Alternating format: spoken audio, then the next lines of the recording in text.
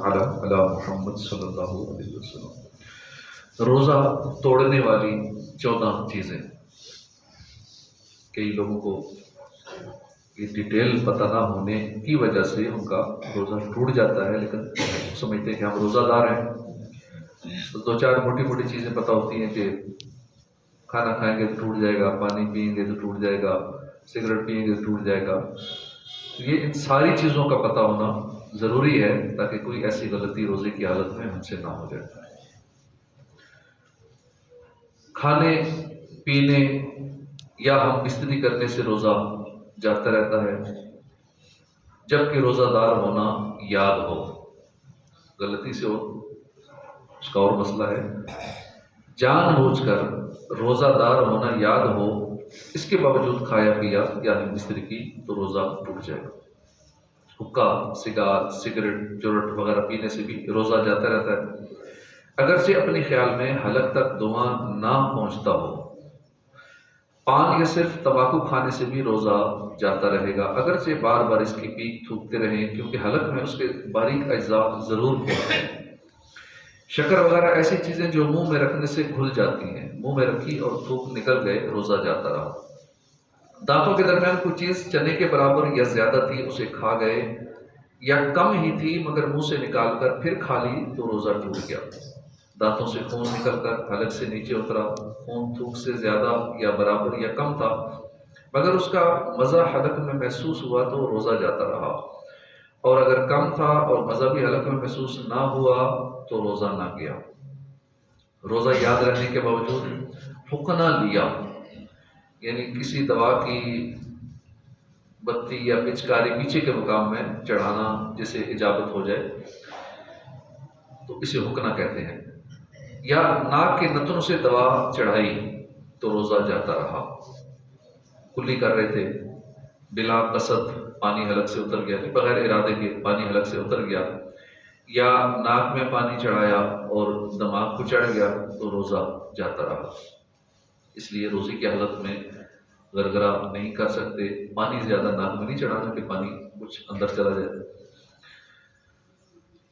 मगर जबकि रोज़ादार होना भूल गया हो तो रोज़ा ना टूटेगा, अगरचे कसदन हो यानी जानबूझकर हो। यूं ही रोज़ेदार की तरफ किसी ने कोई चीज़ फेंकी, वो उसके हलक में चली गई तो रोज़ा जाता रहा।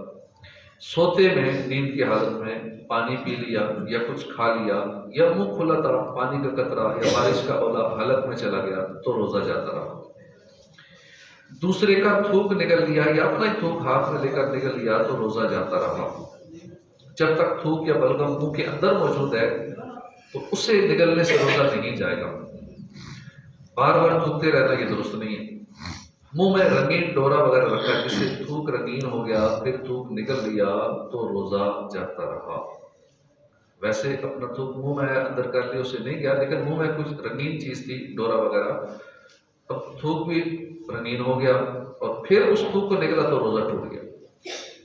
आंसू मुंह में चला गया और आंसू निकल लिया, अगर एक दो कतरे हैं तो रोज़ा ना गया, ज़्यादा था, उसकी नमकीनें पूरी मुंह में महसूस हुई तो रोज़ा जाता रहा। पसीने का भी ये हुक्म।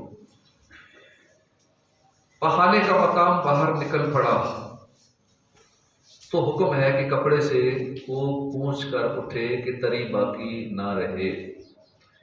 इस मसले का अक्सर लोगों को नहीं पता होता, इसमें गलतियां कर जाते हैं।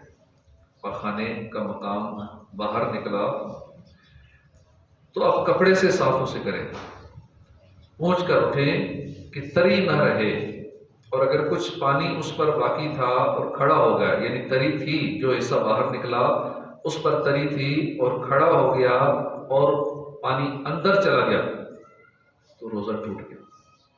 इसी वजह से फुकाहे कराम फरमाते हैं कि रोज़ादार इस्तिंजा करने में सांस ना ले, यानी पानी से पाकी हासिल करने में सांस ना ले, और बेहतर है कि किसी कपड़े से टिश्यू वगैरह से साफ कर लें ताकि तरी वहां तक ना पहुंचे, या तरी पहुंचे भी तो उसको साफ कर लें ताकि खड़े हो तो वो फिर तरी अंदर ना जाए।